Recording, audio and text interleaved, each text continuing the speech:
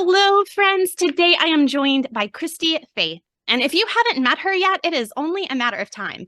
Though she may be newer to the homeschool space, her experience in homeschooling and education spans over 20 plus years with a background in K to college academics and administration. This has allowed her to emerge as a social media powerhouse with over 300,000 followers and multi-millions of video views. Every day, she expertly debunks homeschooling myths and motivates countless moms, both new and veteran homeschoolers, to take the leap, remain steadfast, and revitalize their purpose. As Christy embraces this new calling to support homeschool moms, she channels her expertise as a teacher's teacher into her membership platform, Thrive Homeschool Community. Here, moms can find expert advice, unwavering support, and a true sense of belonging. And she has a book coming out spring 2024. So it's going to be called Homeschool Rising, Shattering Myths, Finding Courage, and Opting Out of the School System. Phew, well, there is your official bio. But Christy, I first started following you on Instagram a while back now. I love your Reels content. There's plenty that's funny and brings a much needed laugh and levity to the homeschool life. But there's also a lot of meaningful, deep, thoughtful content as well. So I'm really excited to get a chance to get to know you a little bit more. Here at the beginning, can you tell us a little bit about yourself and how you guys got started homeschooling?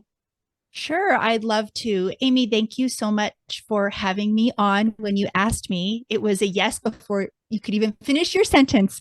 So thank you so much. I'm thrilled to be getting to know you and to talk about my love and my calling, which is homeschooling and feeding and nurturing the homeschool mom. So to answer your question as to how our family got into homeschooling, it's a little strange because we have been homeschooling a very long time because we homeschooled other people's kids before our own at our center. We had a boutique learning center and educational consulting firm in Southern California. We had that business for 17 years. And during the day, we homeschooled kids. Some of those kids were homeschooling for a temporary reason. They were moving. We actually had some children whose parents had some grave medical diagnoses and they wanted more time with their children. So they came to us for the bare basics so that they could be with family during some end of life stuff. We had professional athletes. We had a surfer, we had an ice skater, we also had several child actors. So there were a lot of reasons in our space where we were in our little boutique learning center why families were turning to homeschooling. But I will say that none of those reasons were philosophical. So it was extremely utilitarian. There were reasons why. And that was the train I was on. I was so happy to help these families and to help them homeschool during a temporary period because we don't want the kids to be socially awkward and we don't want to mess them up and they got to get matriculated back into school at some point. So we were solving a very real need in helping families. But it wasn't until our homeschooling started to grow where I thought, I think that there's something to this and families are getting curious about homeschooling. Maybe I should educate myself a little bit more on the homeschool space. And so I started to go to conferences and I started to read some of the homeschool intellectuals that are out there. And I would say that there's a few people where after their first talk that I either heard on a podcast or went to a conference and heard or read, my mind was blown. Here I was in education for my entire career and hadn't even heard of another pedagogy. There's 9 pedagogies. There's 9. So, and I only knew traditional, which is fine. We can homeschool in the traditional style. That's perfectly fine. But when I particularly heard the classical scholars, I just was enamored by it. And I remember going to one particular conference and coming back and telling Scott, my husband, I think we should homeschool our kids. And then that kind of coincided with somewhat of a deconstruction, I would say. That's kind of the word that I use. It's a trendy word, but people understand that word, right now. And so, it's when you believe in some sort of a system and then all of a sudden you feel like scales are lifted and you're like, what am I doing here? What kind of a player am I in this? And that started to happen, I would say, several years before I started actively pursuing homeschool philosophy. And I would just look around and these kids were at school all day, then coming to our centers. A lot of these families, we had arrangements where they came after school with dinner in hand and they couldn't leave until we called mom. It's like, when were they? And then on the weekends, a lot of these kids were in highly rigorous private schools or they were really struggling learners and maybe placed in the wrong school. So they need a lot of extra help. And I just started to look around and say, what kind of childhood is this? And that's really and that question still fascinates me. And I hope later on in the podcast, we get to talk about that a little bit, because I feel like what we're really doing is we're reclaiming childhoods with the homeschool movement. And that excites me so much. And that's why it's appealing to people beyond religious motivations, or that's why so many working homeschool moms are out there now. It's because we're seeing what society is starting to do. We're seeing the ramifications of a childhood that is riddled with all this busyness and stress and anxiety and pressures. And we're thinking, okay, this isn't really working anymore. So that's how we ended up homeschooling our own family. You look at some of those things and you think there has to be a better way. And for a long time, a lot of people, kind of like you, thought, well, I guess this is just the way things are done. So it's exciting to hear how you were able to come and find a new and better way for your children to reclaim their childhood. I love that. Well, so that was a huge shift in your thoughts about education before you began homeschooling. Have you noticed any changes in your approach to homeschooling or your thoughts about philosophy of education in the years since you actually began homeschooling your own children? Yes. And this is everyone's story, right? We start out a certain way. And as we progress through our years of homeschooling, I joke with my friends often where every mom ends up eclectic. So kind of, right? We're all bent towards some philosophies are appealing to us, but I feel like the longer we homeschool, the more we're comfortable in our own skin, right?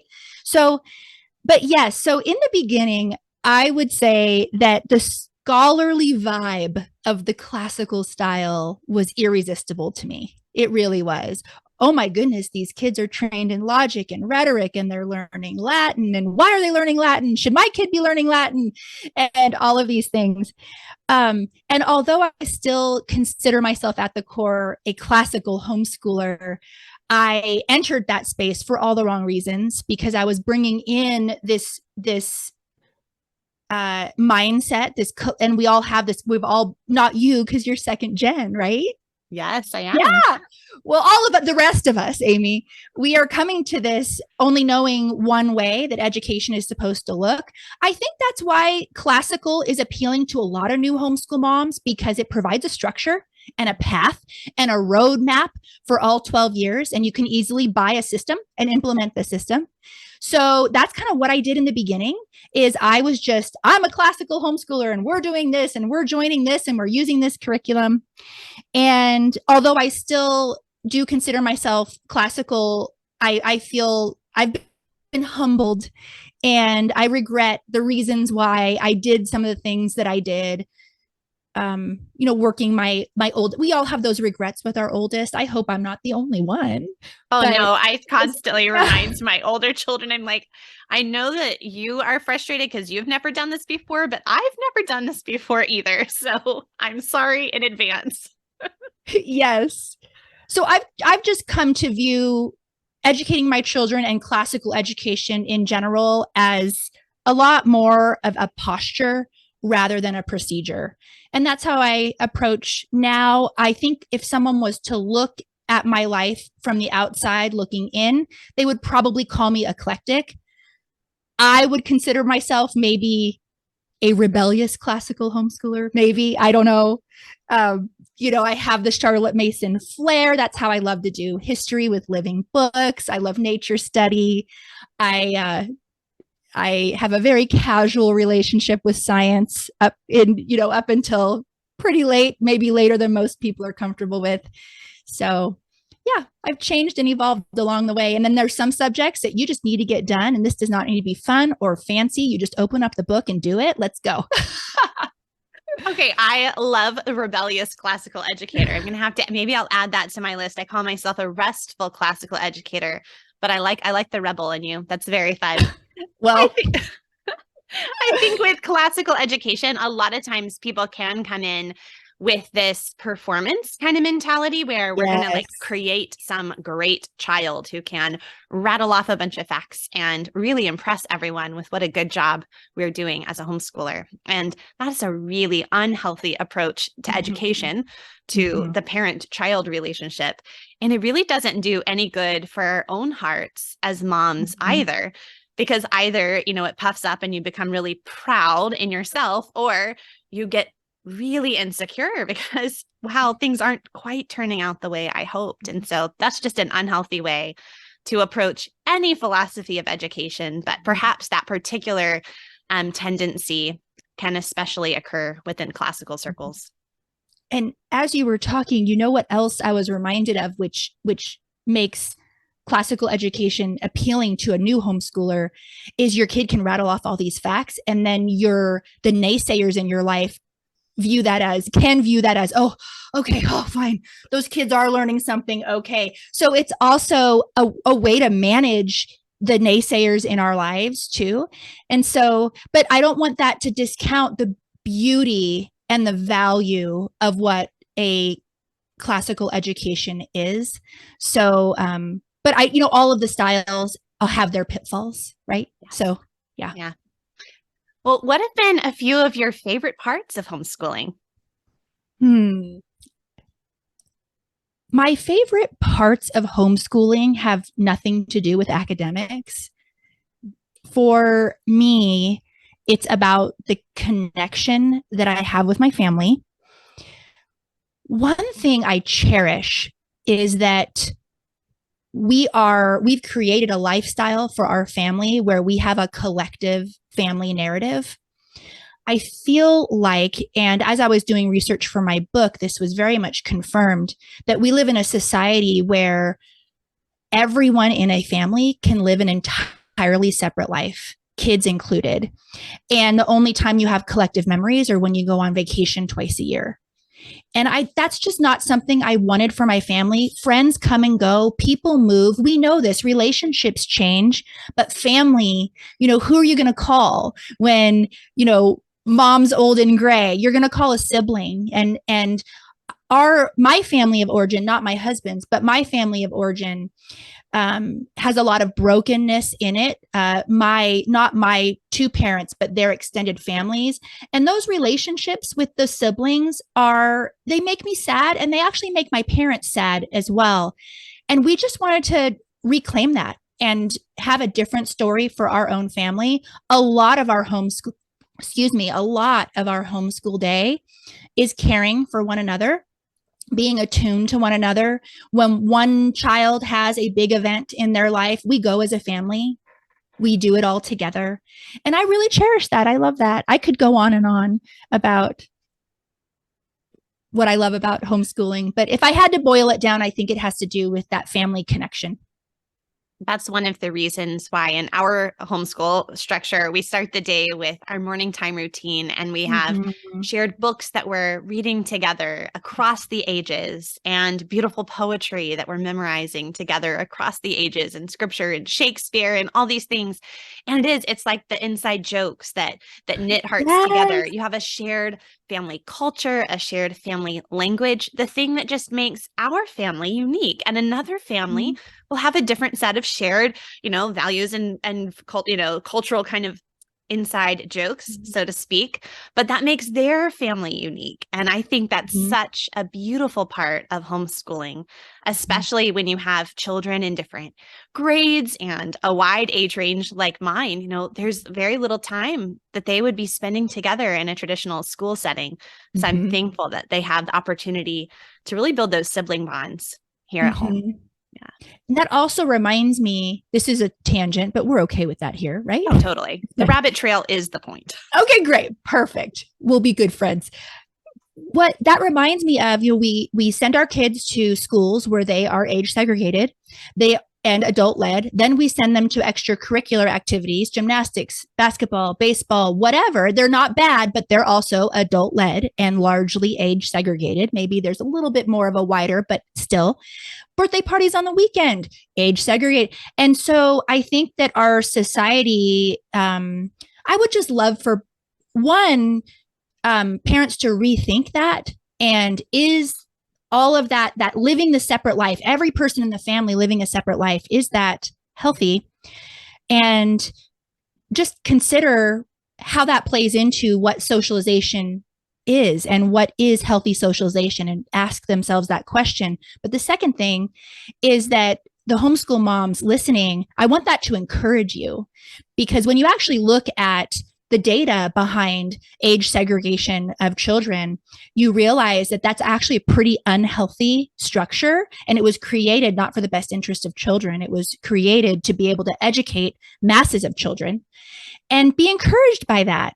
Be encouraged that you don't have to buy into the lie that kids can only interact with other kids their age.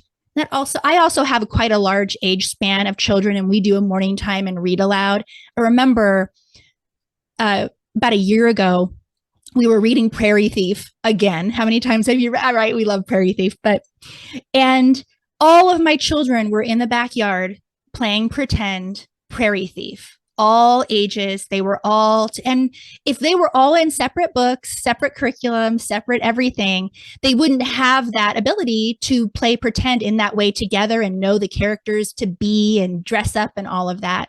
So it's a very special, encouraging piece of homeschooling, I think, being together as a family. Definitely. Oh, I love that story. I've seen that with my own children in the past. Yeah. And as a mom, don't you just like, I'm happy and I might cry, and it's just so beautiful. Yes. Okay, so we have these like happy, blissful moments, the children playing pretend together, but that's not really all the story, right, Christy? What do you mean, Amy? just maybe there might be some hard moments of homeschooling. So what are some of the challenges you faced in your homeschool, and how have you sought to overcome those challenges? So I could go into specifics all day long about my challenges, but I would say the largest challenge for me, and I think a lot of homeschool moms, is getting out of our heads, getting out of our own way. And it reminds me of, I don't know if you've heard of the sociologist Alan Bloom, and he talks about that parents have lost the idea that the highest aspiration for their children is for them to be wise. And he says, like, priests and prophets and philosophers are wise, but parents have now settled for just competence and worldly success. And that's all that parents can really imagine. And that's all that parents think an education is nowadays. And so when I get out of my head and embrace and tell myself the truth that an education is way more than vocational training, and that a happy human being does not mean that they make a lot of money. In fact, there's probably a lot of research to say otherwise, that my self-doubt starts to go away a lot more. And then on a practical way, on a day-to-day basis, I get dysregulated very easily with noise and visual clutter. And that's just a practical day-to-day challenge that I personally have with 4 kids and a busy house and laundry and working, and wait, you have to eat again. So My teen daughter was recently recommending the use of what she called doom boxes, where if you don't have time to actually clean things, you just put things in your doom box. So at least all the clutter is like contained in one space. So I was like, well, that sounds like a great idea. You should implement that in your bedroom. I really like that idea. Yeah, I like the name for sure. Yes. Yes.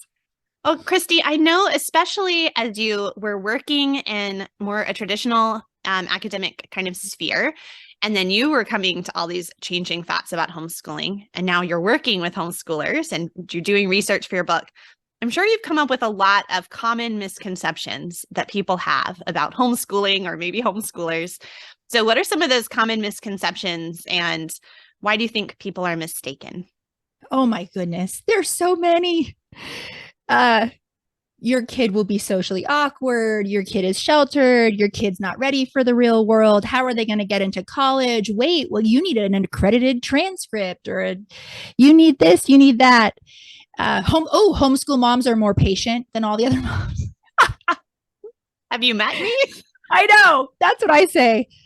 So, I mean, where do you want me to start? What do you think is the hardest misconception, or what do you think is the hardest one to get for us to get past as homeschool moms?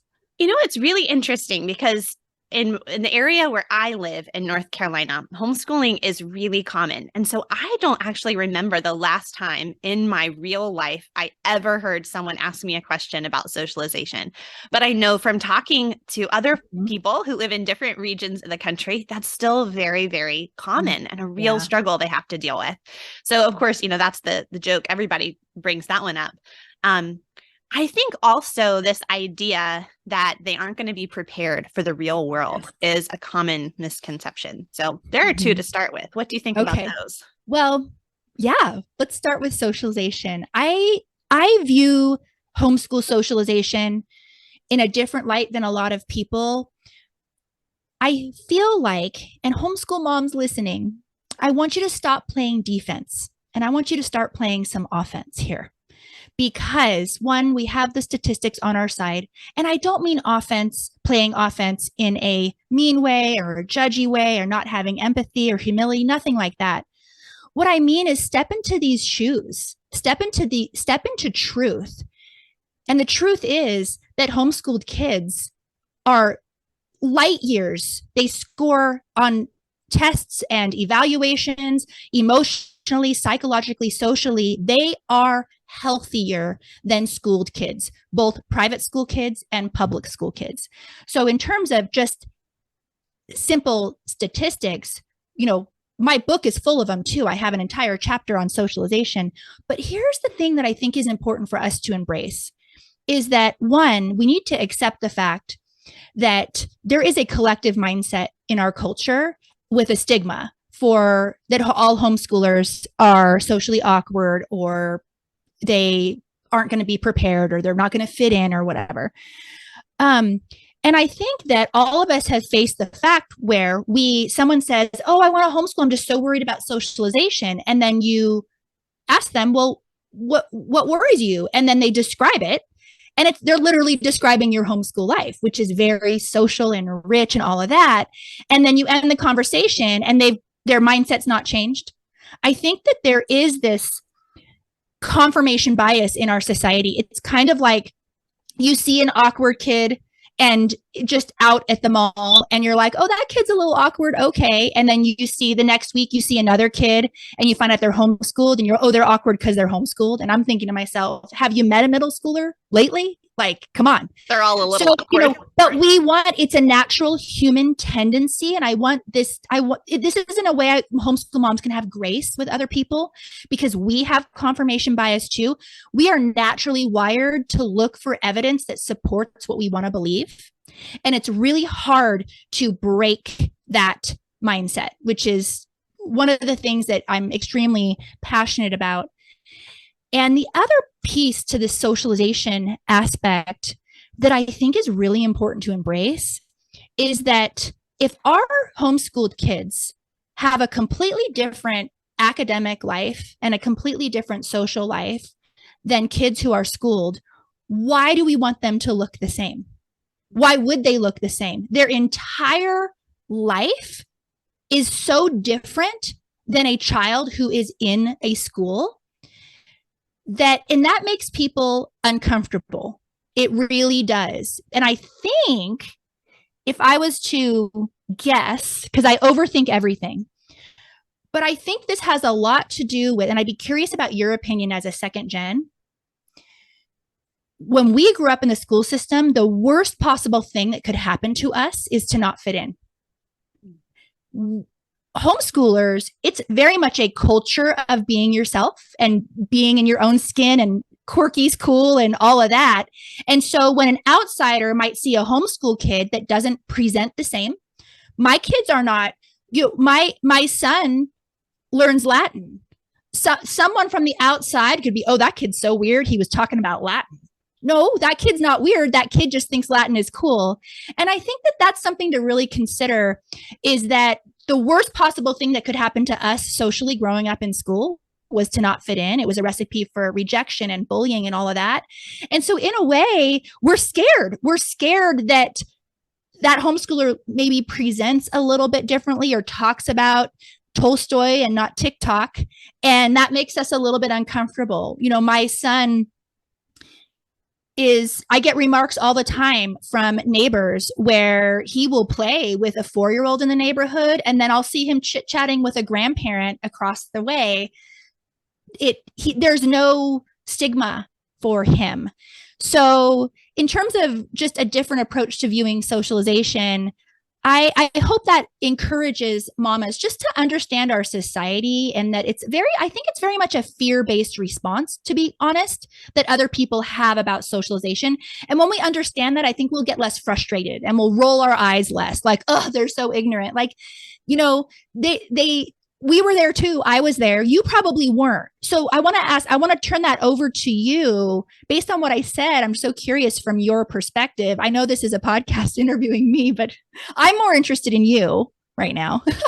I think that from my experience, being a little quirky and different, being outside the box was not something to be ashamed of, but totally a badge of honor.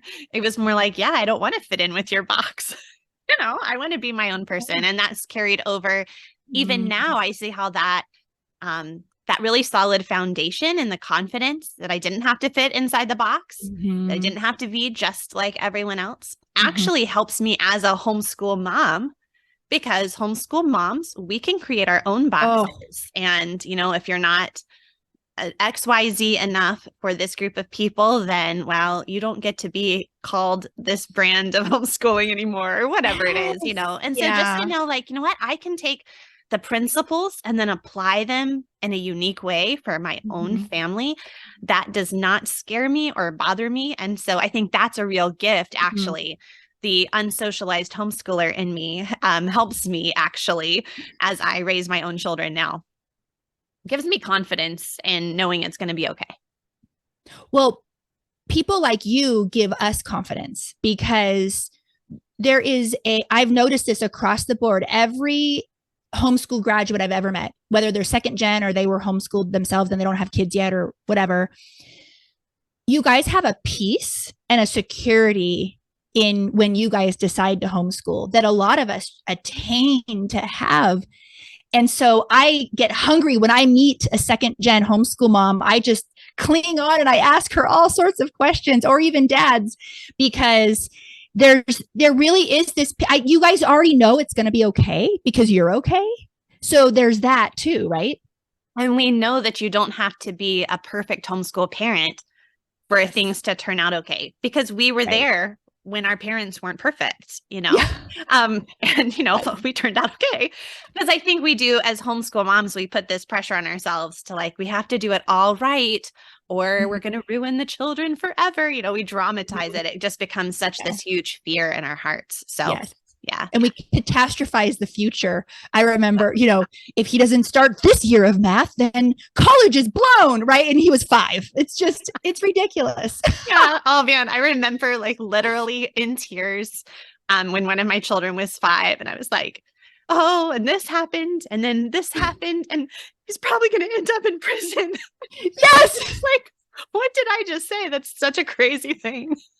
Every 5-year-old probably looks occasionally like they're heading to prison. Yes. And if you're a mom listening to this and you've never thought that, had a thought in your head, oh my goodness, will I be bailing this kid out of jail? Then, yeah. Then I'm very happy for you. I will just mention before we move to the next question, I did a series where I actually interviewed a bunch of second generation homeschoolers and a bunch of early homeschoolers, sort of from my parents' generation, and just really got their perspectives. And so that's over at the Curriculum Choice website, and I'll put the link to that in the show notes. So if you're I would listening, love to watch that. I will send that to you. Yeah. Okay. Wonderful. Thank you. Well, we've kind of talked about this a little bit, Christy, and I hope that anyone listening who's considering homeschooling is already feeling encouraged by what you've shared. But if you were talking to a parent and they're facing maybe naysayers in their life or their own internal doubts, what would you want to say to that homeschooler, or that potentially homeschooler? Well, there's a couple things. So when I am asked this a lot on my lives, my mother-in-law is not supportive, my mom, my friend, my sister, or my husband, I separate the naysayers into two categories. And this tends to be helpful. One, you have your spouse. That's a whole separate category and I can talk about that too, but there are some, your spouse needs to be listened to. You are in a marriage, you're in a relationship. There's real fears you need to talk. So I have kind of a go-to like 8 or 9 things that I suggest that you can try when you're in conversations with your spouse about homeschooling your kids or potentially homeschooling. Now, for friends and family, what I usually recommend is and this is going to sound, maybe this will sound bad, but you kind of have to do it. You have to separate each person into one of two categories. And that is, do they have a growth mindset or do they not? Because I think that will help you set boundaries as to the conversations that you are willing and able to have. Because, for example, what if one of those big naysayers in your life is a total narcissist? Well, there's nothing you can say that will change their mind about your homeschooling choice. So that is a person that you will just need to learn how to set healthy boundaries with. Whereas someone else who maybe is a concerned grandparent and homeschooling is new to them and they're worried. They're worried the kids won't end up okay, because keep in mind, we have a collective mindset in our culture, really somewhat against homeschooling. And for someone like that truly does want what's best for you and the kids, it's really just a matter of time before they come on board. When they want, you can hand them information, you can hand them books, send them to websites, ask them to read stuff, invite them over, invite other homeschooling families over and invite them over as well. And I have found in my experience, I don't know about you, but for those people who have concerns at first and they witness it happening, they end up falling in love with homeschooling and thinking it's the best thing ever. But on the other side of that coin is be very careful to protect yourself against those people who don't want what's best for you and don't want what's best for your kids. They just want to, for their own perhaps mental health reasons, they are not able to budge. I would just say set healthy boundaries and love them still and have empathy and grace. I'm a big believer that boundaries aren't a way to block people off and be vindictive. Boundaries are actually a way to salvage relationships and to keep them healthy. Yeah. So I kind of separate into like spouses over here and then friends and family are over here. And then the other thing is to keep in mind is that, and Dr. Stephen Hayes, he's a psychologist or a psychiatrist, I can't recall, but he's kind of coined the term that we have to learn to talk to the ants. And I love that imagery because we have society telling us this, our in-laws, our aunts and uncles, and then we have the voices in our own head. And I love what he's really kind of pioneered this idea of what is a biblical idea of taking our thoughts captive. I think that we're getting better as a society and as moms to set boundaries with other people, like saying yes to the things we want to, and sometimes we have to say no. The one area, at least in my life, that I'm a little slower on the growth plan is having a healthy relationship with my own thought life and taking lies captive and calling them the lies that they are, and not reacting and getting overly emotional by thoughts that I've just created in my own head, and to try to focus on my values and what I care about the most. So that's so helpful. I think so often we do tell ourselves stories, and the more we tell that story in our own mind. If it's a true story, then that's helpful. But if it's a false story, a false narrative that we just sort of keep telling us, this version of our life, oh, if I do this, it's not going to work out or whatever. A lot of times that becomes the way we view reality, and that's not very, very healthy at all. But I will say too, with you were saying, sometimes people are initially concerned about a decision to homeschool and later change their mind. That was, it's definitely something that my own parents experienced. I mean, they were homeschooling back when it wasn't quite as popular or well known as it is now. And one of my grandmothers in particular was very concerned. But later on, she was a huge advocate, a huge support, because she had seen the results. She just loved us, right? And so she wanted what was best for her grandchildren. And so when she saw it going so well, she became the person that would defend homeschooling to its critics. So wonderful. Were you in the generation, I don't know what state you grew up in, but did your mom keep you inside until 3?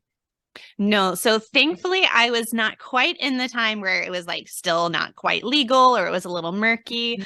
We definitely, like, you would get some side eye if you were out during school hours, like, why aren't you in school today? But it wasn't something where we would get in trouble. So thankfully.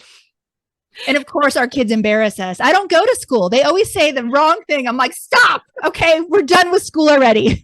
I know, exactly. Now my son does it on purpose just to get my goat. But you know what? Oh, yes. Good thing social media has made me completely with the very thick skin. So I don't care what other people think anymore. You're like, hey, I'm on social media. I can handle a tween or teen. You think you can touch me? I'm on Instagram. Oh my goodness. Okay, so Christy, we're talking to some homeschooling moms, and maybe they started off this semester strong, and now things are just they're having a freak out moment, right? They're worried, am I failing my kids? Or the curriculum that they thought was going to be the perfect curriculum choice that was going to solve all their problems is not working out so well for them this fall. Okay. So what is your best strategy for helping a homeschool mama meltdown calm down? And then are there times where it's good to pivot in the middle of the year, or times when it's maybe better to just push on through? Yes. The answer is yes to both, right? It all depends. But I feel like, this might be why this is my most popular workshop that I teach. I teach a Finding Your Why workshop. I think that is the missing piece to homeschool insecurity, is truly knowing your why. Because when you know that, and you'd be surprised, a lot of people homeschool and they know it's the right thing for their family. They know what style they are. They know all the things. But if they don't truly have encapsulated their reasons, their why, you can get derailed. And we all have fallen into this trap where we see all the moms on Instagram and we're looking at 10 different homeschool moms, and then somehow we've meshed her into one big one. And then that's the one that we're now holding ourselves against and judging ourselves against. But I have found that when I am very clear on my purpose, that during the hard days, I can go back to that purpose statement. And I can remember why I am doing this. And if my kids were in school, they'd have bad days too. And I'd have bad days. And when you truly know your purpose, you know beyond a shadow of a doubt that you are the perfect and only person for this job, that no one else can do this job like you can. No one is going to know your kid like you can. No one is going to love your kid like you can. No one is going to be able to pivot. No one is going to be able to hug your kid when they can't sound out that word, right? They can't even touch kids in public school, which I don't mind. But I really think that's it, because we have those ups and downs. And the one thing I'm always saying to my mamas is, it's not a curriculum that works. It's not a style that works. It's none of that. It's you that works. It's homeschooling that works. And the reason why homeschooling works is because we're this massive tribe of moms who care and are motivated. It's really ultimately us who are making this work, because you know this, all homeschool curriculum's great. Like, all of it does the job. So it's not a matter of what we're doing. It's more of who we are. And just remembering that when it gets hard, or when you, and the thing is, say, we've all done this. Oh man, I love it when curriculum boxes come in the smell, when I crack open that fresh binding and I take that whiff, and it's like the smell of hopes and dreams. And then this happened last year, 3 weeks in, my son and I look at each other and we're like, we hate this curriculum, right? And so just keep in mind, give yourself space. Don't panic. Give yourself time to, maybe we ended up scrapping that whole subject for the whole year. I just didn't buy anything new because our days were full anyway. We'll get to it later, but have grace with yourself that you don't have to scramble and, be up at 2 a.m. researching curriculum. You can take a breather, figure out what's working, what didn't work about that, what did. Get advice from veteran homeschool moms. Listen to Amy's podcast because you're so wise. I've been enjoying listening to your episodes, by the way. Thank you. I think it's so important to remember that end goal in mind. In my free homeschool planning guide, I talk to people about the 4 questions you ask before you even think about planning or buying a curriculum. And one of the questions is just like, what kind of human being do I want to raise? And that's not necessarily like an academic necessarily goal, but things like humble or kind, full of wonder, those kinds of things. And so if you can even think about big picture, we're dealing with a soul here, an eternal soul in our home.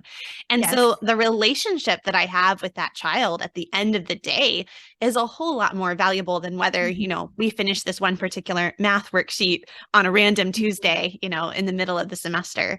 And so if we can also just sort of keep that in mind, it goes like really prioritizing relationship.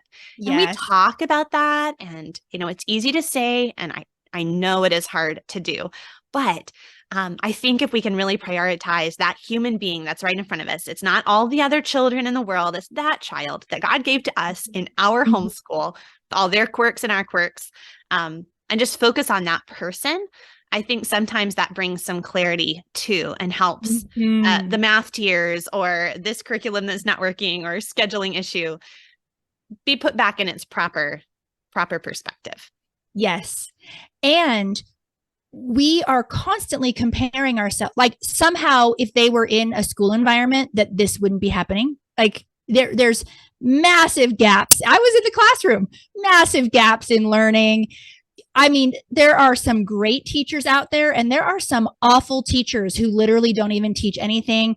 I've known, because we were hired to solve the problems of the system. We had children that had entire years that were wasted because of staff changes with teachers and all. So it's like we somehow, because we are so in it and we see every single moment, we don't see what goes on in the traditional classroom in America, whether it's public or private. We somehow think that they're getting everything done and that kids aren't falling behind and all of those things. And it's not true. It's not accepting reality. It's not accepting the reality of what learning is like. Learning is asynchronous. It's going to vary per child. And I know that a lot of moms, I was like this in the beginning, where I would get a curriculum and then I felt like a failure if that curriculum didn't work because it was according to my philosophy that I wanted to teach in. And just being able to let that go. And what I initially viewed as a liability or maybe a failure, I've now come to realize this is one of the major benefits of home education. We can make pivots. We should be making pivots. This is a customized learning environment that we are creating for our children. But yes, to answer your question about do I switch curriculum, I often, when I am advising moms, I don't want moms to be constantly spending money on new curriculum. I try to figure out a way to make her investment work.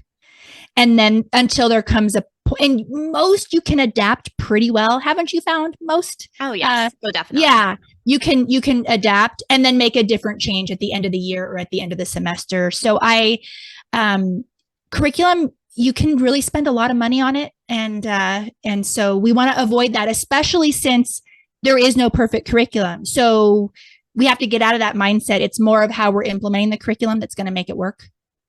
I think the faithful consistency that you do just a little bit every day is a lot more important than the specific. Most of the time, there are a few bad curriculum out there, but most of the time. Like what, Amy? Spill it. I'm just kidding. Not on the internet, no. None I know of. No. Most of the time, if you just have faithful consistency, even the imperfect thing that you do just a little every day is going to end up working out. Yeah. Christy, this has been so much fun. We could just keep talking, but we should probably wrap it up. So here at the end, I'm going to ask you the question I ask all of my guests. And so the first is just, what are you personally reading lately? Oh, I'm reading a great book right now. I'm reading Simplicity Parenting. Have you read that? I have not. Who is the author? Kim John Payne. Okay. I am thoroughly enjoying it. I like to take the summer I always use the summertime. We do light school. We're year-round homeschoolers, but we, you know how it is. We do light school in the summers. I always make it a point to step up my parenting game in some way, whether I'm taking a new course or reading a great book in parenting, because I have a little bit of a respite from the more longer academic days, homeschooling 4 kids. But his thesis is basically that society, and it's not a homeschool book, by the way, that society is waging a war on childhood and that we need to reclaim childhoods. We're way too busy. We're raising our kids in an adult world that they're being exposed to adult things they're not ready for. They're highly overstimulated. And so he has kind of pillars of ways to simplify your home. But he is he runs research. And so, for example, there's been studies of his where kids with pretty severe ADHD, their symptoms have been incredibly decreased simply by changing the child's environment, exposure to screens, not as much clutter, not as many toys. And I haven't read a parenting book like that before that has actual tangibles to do. And I'm very curious how, when I implement some of these things, how some of these tangible changes can change the mood in our home. But I'm really enjoying it. It's a good one. I'll have to see if my library has that one. That one sounds very fascinating. Christy, the final question I have for you is you've shared a lot of tips here, but if you had to summarize, pick one, your best tip for helping the homeschool day run more smoothly. I can't handle that pressure. It can be a best tip. It doesn't have to be the best tip. Okay. All right. So if you are like me and you like to get things done and you like to have things planned out, I would say the first years of my homeschooling were extremely negative for me. I constantly felt behind. Always. I set up a schedule that was not realistic to implement. I decided how much time it should take my kids to do something. Well, who am I to decide? They're going to tell me. And there was this disconnect between how I thought things should go and how they actually were going.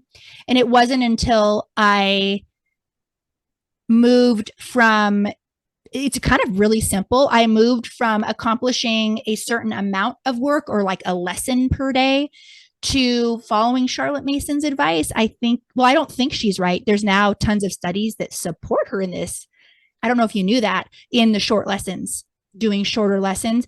So I would highly recommend that, rather than, and by the way, because we know a lot of curriculum out there. We have used it for over 20 years. Curriculum writers, they don't write it in a way that's really conducive to implementing in our homeschools. So if we allocate 15 to 20 minutes to math and we want to get a lesson done, well, one day you might finish that lesson in 5 minutes, and then you would have total anxiety because the way that lesson was written, it's going to take an hour and a half. And so what you said earlier, I think I just want to repeat that it's that incremental moving forward that is really powerful. And when I just considered it successful when we did the 15 minutes for my little kids and a little bit longer for my olders, when I embraced that, I started to love homeschooling more. And then the second thing is, in terms of, I love dreaming. I love helping moms create the homeschool of their dreams. When I first started, I wanted my kids to do composer study and memorize poetry and all of these things. But when I had twins, and then my youngest only 18 months after the twins. I'm trying to homeschool at the beginning at my oldest. By the time we got done with core subjects, I was exhausted. And I was like, all we did was reading, writing, and math. This is not why I'm homeschooling. And I remember getting really down because I was exhausted. So just shifting, and a lot of moms do this, just shifting to the things that breathe life for you, mama, and that are part of what this dream is. Do those at a time of day where you have more energy. I moved those to the beginning, and it changed everything. And so I think that's why circle time, often people call it morning time, because it's those rich subjects that we want to do together. Doesn't have to happen in the morning, but it does for me, because if I've done read aloud and we've done some of our memory work all together, and then we go off to some of our individual subjects, I can feel like if we've just finished the morning time that we had a great day. Like we could end it right there and I'd be happy. So I would, and some people talk about doing it's like the rocks, sand, rocks, pebbles. What is it? Yeah, rocks, pebbles. Like the sand. jar where you fill the jar. Yes, and I love that. Yes, I love that analogy. And I think that is hugely successful. And then the third, I just can't help myself. Getting your kids to be independent as early as possible in every way possible will be a gift to yourself. So I'm talking chores. I'm talking simple meals. I'm talking take the time at the beginning of the year to set even your littler ones up. They don't even need to read in order to follow a checklist that has a picture next to it. So that you're not constantly, it gets to you when it's mom, where am I? What page? What's next? You can avoid that altogether by just as early as possible trying to get, which is what we want anyway. We want kids to take charge of their learning. We want to launch them out of our homes ready to learn whatever they need to learn and have the tools to do it. So that can start pretty early. Do you do that in your home? We do. Yeah. And I think having the independence also really has great benefit when they're in their teen years and they're doing high school things or maybe dual enrollment things, moving into college. Like if you've sort of trained them little by little, it doesn't mean you just like, here, your 5-year-old, here's all your homework, and like, go do that. Of course not. But you're training them little by little. So when they're older, they really are able to take charge of their own education, which is really exciting. That's been very rewarding for me to see with my older ones. I wanted to say one thing, but we didn't want to forget with the first tip you gave about the time. This is one of the reasons why I often will actually, on our weekly homeschool planning chart, I won't assign specific pages or chapters. I'll actually assign it by time, because you might have one child that really struggles to read. And so it's really hard work. They can't read very many pages a day. But if I say, okay, well, I want you to read with your eyeballs, because we do a lot of reading with your ears. If I say, I want you to read with your eyeballs for 30 minutes, I love that. Okay, it doesn't matter how many pages you read. And then the child who's struggling doesn't feel like overwhelmed. This will never end. They know, okay, however much I can do in 30 minutes, I can do. And that really works well with other subjects too. You can assign like, okay, do one chapter in math or 45 minutes, whichever Yes. comes first. Yes. Because if it's really, really challenging, you might need 2 days. But guess what? That's why we homeschool. We can take 2 days on the math lesson, no homeschool Yes. police will come for you. But then if you finish it Yes. quickly, the kid feels like they kind of gamed the system. Like, ooh, I finished my math faster than the assigned time today. Yes. So yeah, it's a really great, useful tip, I think, both for children who can go more quickly and for children who are struggling. Yeah. Christy, where can people find you all around the internet? Well, they can find me all around the internet, but the best place to go is Christy-Faith.com, but there's a dash. It's Christy-Faith.com. And if you go there, you can find, it's like a web. You can go everywhere if you go there first. Perfect. I will have that link in the show notes for this episode over at humilityanddoxology.com. And if you have enjoyed this episode today, I would love for you to share it with a friend. Word of mouth is a great way to spread the encouragement that you get every week in your earbuds from Homeschool Conversations. I am so delighted to each of you who has joined us today. And Christy, it has been really fun to get to know you a little bit more. So thanks so much for coming, and I hope to chat with you again soon. Thank you for having me.